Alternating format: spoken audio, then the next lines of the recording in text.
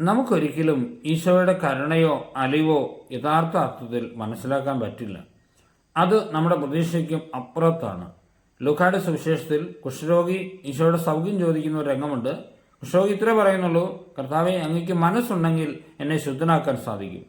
അപ്പോൾ ഈശോ ചെയ്തൊരു കാര്യം, ഈശോ കൈ നീട്ടി അവനെ തൊട്ടു. ഈ കൈ നീട്ടി തുടർന്ന് വരുന്നത് എപ്പോഴാണ്? ഒരു വ്യക്തി നമ്മിൽ നിന്ന് അകന്നു നിൽക്കുമ്പോഴാണ് കൈ നീട്ടി തുടർന്ന് വരുന്നത്.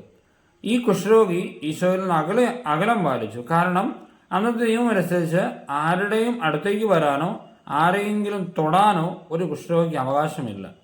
അവൻ സ്വപ്നത്തിൽ പോലും ചിന്തിച്ചു കാണില്ല ഈ വലിയ ഗുരു തന്നെ ഒന്ന് തൊടുമെന്ന്. പക്ഷേ ഈശോ അവനെ ചേർത്ത് പിടിച്ചു. അത് ഈശോയ്ക്ക് മാത്രം പറ്റുന്നൊരു കാര്യമാണ്. സ്നേഹമുള്ളവരെ, നമുക്ക് സന്തോഷിക്കാം. സങ്കടങ്ങളുണ്ടെങ്കിൽ നമുക്ക് അഭിമാനിക്കാം, സന്തോഷിക്കാം. കാരണം ഈശോ നമ്മളെ ചേർത്ത് പിടിക്കും. കൂടുതൽ വേദനയുള്ളവരെയാണ് കൂടുതൽ അവൻ ചേർത്ത് പിടിക്കുന്നത്. നമുക്ക് തീരാത്ത വേദനയോ നൊമ്പരമോ സങ്കടമൊക്കെ ഉണ്ടെങ്കിൽ ഉറപ്പിക്കാം, നമുക്ക് ഈശോയുടെ ഹൃദയത്തിൽ നമുക്കൊരു ഇടമുണ്ട്. മുറിവേറ്റ കുഞ്ഞാടിൻ്റെ സ്ഥാനം ഈശോയുടെ ചങ്കിലാണ്. ഈശോ അനുഗ്രഹിക്കട്ടെ. നമ്മുടെ കർത്താവ് ഈശോ മിശിഹായുടെ കൃപയും പിതാവായ ദൈവത്തിൻ്റെ സ്നേഹവും പരിശുദ്ധ സഹവാസവും നമ്മെല്ലാവരുടെയും കൂടെ ഉണ്ടായിരിക്കട്ടെ, ഇപ്പോഴും എപ്പോഴും എന്നേക്കും. ആമേൻ.